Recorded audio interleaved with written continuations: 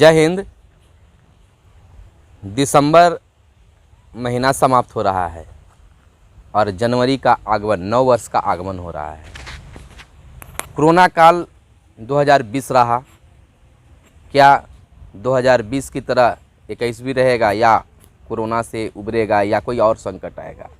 खैर, इन्हीं बीच केंद्र और बिहार सरकार की गाइडलाइन के मुताबिक, उसके अनुसार बिहार में सभी कोचिंग स्कूल कॉलेज खुलना है। 4 जनवरी से बिहार में सभी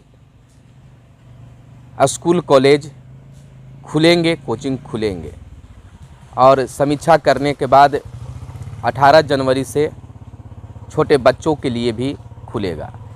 यह जो विद्यालय 4 जनवरी से और कोचिंग खुल रहे हैं वो 9th क्लास से ऊपर क्लास 12वीं तक के विद्यार्थियों के लिए खुलेंगे, लेकिन समीक्षा करने के बाद 18 तारीख से समझौता समीक्षा में अगर सफल रहा तो छोटे बच्चों के लिए 8वीं तक के बच्चों के लिए भी विद्यालय खुलेगा। ये कोरोना काल 2020 रहा सर। बिल्कुल, यह समझिए कि हम लोगों के लिए और पूरे दुनिया के लोगों के लिए एक अनुभव मिल सकता है कि किस प्रकार से उभरता है। ये जो कोरोना का जो काल आया, जो कोरोना ने बहुत चीज़ सिखा दिया लोगों को कि ज़िंदगी जीने के लिए न्यूनतम आवश्यकताएं क्या है। दूसरी बात, आप कितना भी डेवलप्ड हो जाए, लेकिन जब अब तक आप अनुशासन में नहीं रहिएगा तो आपका पूरा डेवलपमेंट एक पल में ठप हो सकता है। कोरोना काल ये भी सिखाया कि अनुशासन में इस तरह से रहना चाहिए। सबसे पहले सर, मेरा नाम सुनील बॉबी है, हमारे साथ मैं हूं अभय कुमार और हमेशा की तरह मैं बताना चाहता हूं कि मगध संवाद और ठोक तंत्र दोनों में से एक चैनल आप कोई देख रहे होंगे। अगर आप यह वीडियो YouTube पे देख रहे हैं तो चैनल को सब्सक्राइब कर लें। अगर आप Facebook पर हमारे इस वीडियो को देख रहे हैं तो Facebook पेज को लाइक कर दें। और हम दोनों को फॉलो करने के लिए इंस्टाग्राम, फेसबुक, ट्विटर पे, आप ट्विटर हैंडल पे आप आ सकते हैं, हमसे जुड़े रह सकते हैं। डेली हंट पर भी मगध संवाद और ठोक तंत्र शामिल है, तो आप वहाँ भी हमें फॉलो कर सकते हैं। तो सर, चर्चा हम लोग कर रहे थे कोरोना काल में जो विद्यालय खुलने के लिए है। तो कोरोना काल 2020 एक ऐसे अनुभव देकर जा रहा है जिसमें सबसे पहले अनुशासन की पाठ पढ़ा गया अनुशासन। बच्चों को भी यह बताया गया कि किस प्रकार से कुछ समय के लिए आप अपने घरों में रह सकते हैं, अनुशासित रह सकते हैं। लेकिन ये सर, आपको देखे होंगे, हम लोग के घर में भी बच्चे, छोटे बच्चे हैं, पढ़ने वाले बच्चे हैं, तो बच्चों में तो अनुशासन बढ़ा लेकिन चिड़चिड़ापन बढ़ा है सर। बिल्कुल, जो कोरोना काल जो हुआ एक बहुत सा अवसाद का, आप एक चीज़ आप गौर कर रहे होंगे आसपास के अपने इलाके से, 2020 में बहुत से अपनों को हम लोगों ने खोया।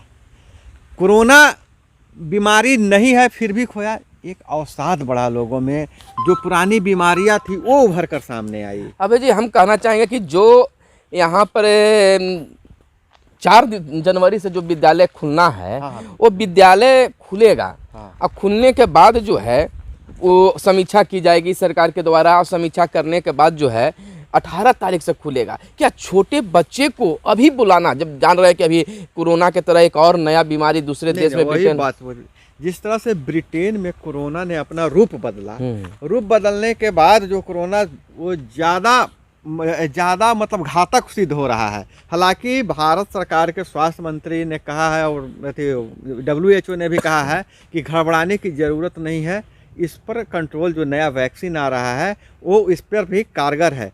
लेकिन जो अभी जो नई जो मीडिया रिपोर्ट आ रही है उसमें बताया जा रहा है कि बच्चों को ज़्यादा नुकसान पहुंचा रहा है, जो नया म्यूटेशन जो कोरोना का आया।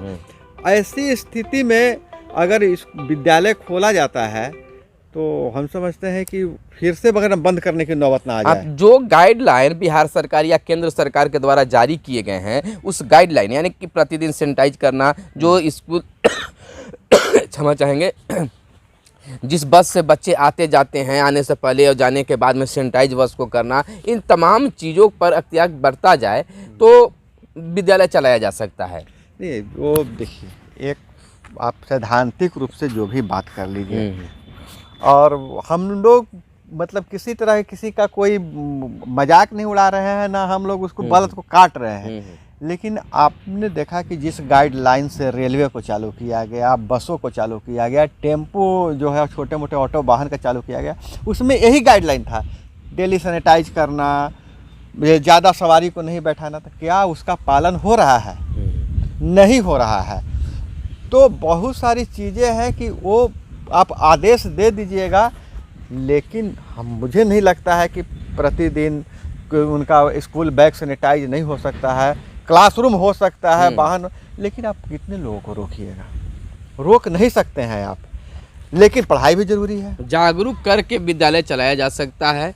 हाँ। और सरकार जो ये गाइडलाइन जारी की, उस पर हर लोगों को, विद्यालय संचालक का ही एक जिम्मेवारी नहीं है, नहीं, अभिभावकों को भी, माता पिता को भी ये जिम्मेवारी है, बहुत ज़्यादा जिम्मेवारी ऐसे है। जानिए कि कोरोना को लेकर बच्चों में भी एक जागरूकता आई है। बिल्कुल आई है। वो भी मतलब कि अब देखिए कि हर बच्चा जो है घर पर आता है तो सबसे पहले अपने हाथ को मैंने साबुन से धोता है। ये एक बच्चों में सीख मिला। नहीं, जो प्रोग्राम सरकार द्वारा चलाई गई थी, hand washing day, hand washing का जो नियम होता है, उसको स्कूल में बताया गया था।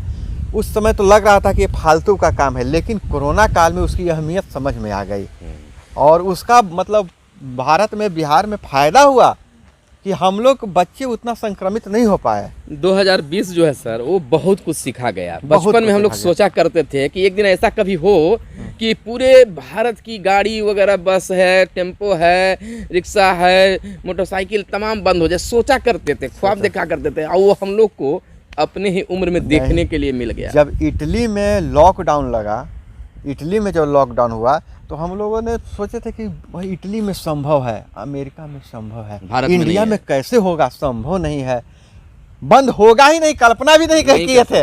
लेकिन हम लोगों ने देखा जिस तरह से जनता कर्फ्यू के बाद समर्थन मिला, लोगों का अपार समर्थन मिला। जनता कर्फ्यू तो पूर्णतः सफल रहा, चाहे वो शहर हो या गांव हो, हर जगह रहा। लेकिन जो फिर 1 माह का जो लगा ना, उसमें जो है शहर में तो इसका पालन बखूबी हुआ। हाँ। लेकिन देहाती क्षेत्र में जो है, भले ही सड़क पर लोग नहीं आते हैं, लेकिन एक जगह से दूसरे जगह मैंने अपने घर में ही, इसमें सर प्रधानमंत्री का एक था निर्देश कि कृषि के कार्यों को रोका नहीं गया था। हाँ। और इस संकट की घड़ी में अगर आपकी अर्थव्यवस्था को थोड़ा बहुत थामे रखा और बचाए रखा, जीडीपी को कुछ बहुत ज़्यादा नीचे नहीं जाने दिया, तो कृषि अर्थव्यवस्था जो है उस पर, वही कृषि जो ही है से हमेशा अपना उत्पादन बरकरार रखा।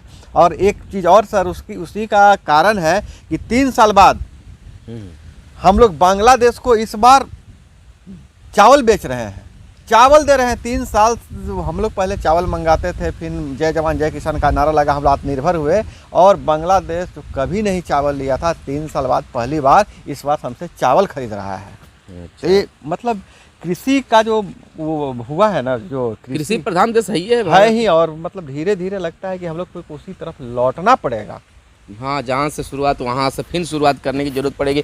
यानी कि जो जनवरी माह में 4 जनवरी से बच्चों के लिए विद्यालय खुल रहे हैं, वो खुलना भी बहुत जरूरी है। बच्चे भी घर पर रहकर दूसरे ढंग से होते जा रहे हैं, और छोटे बच्चों को भी जो 18 तारीख से समीक्षा करने की बात खोलने की है, उसमें खुलना चाहिए। नहीं, आप देखिए, जो दर्शक देख रहे हैं उनसे भी बोल रहे हैं कि आपके मन में भी कोई आइडियाज होगा कि किस तरह से खोला जाए। अगर आपके पास कोई आइडियाज होगा तो आप कमेंट बॉक्स में शेयर करें, हम लोग उसे ऊपर तक पहुंचाने का प्रयास करेंगे कि आपकी आइडिया, आपका सुझाव वहां माना जाए कि बच्चों को स्कूल किस गाइडलाइन से खोला जाए, कैसे खोला जाए कि बच्चों का पढ़ाई भी बाधित नहीं हो, स्वास्थ्य भी बना रहे। तो दर्शक वर्ग से मेरी बातचीत होगी कि स्कूल 4 जनवरी और छोटे बच्चों के लिए 18 जनवरी से खुलने जा रही है।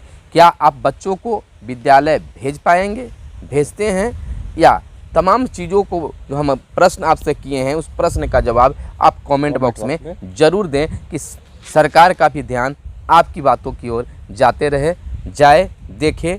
तो चलते चलते एक लोग दर्शकों से आग्रह करा कि वीडियो आपको पसंद आए तो एक लाइक जरूर करें, क्योंकि आपका लाइक ही हमें मनोबल बढ़ाता है, उत्साहित करता है। और आपको जैसा कि पता है, आप हैं सुनील बॉबी, मैं अभय कुमार, और कैमरे के पीछे हमारे साथ दे रहे हैं कैमरा जर्नलिस्ट अभिषेक कुमार। धन्यवाद। जय हिंद, जय भारत, वंदे मातरम।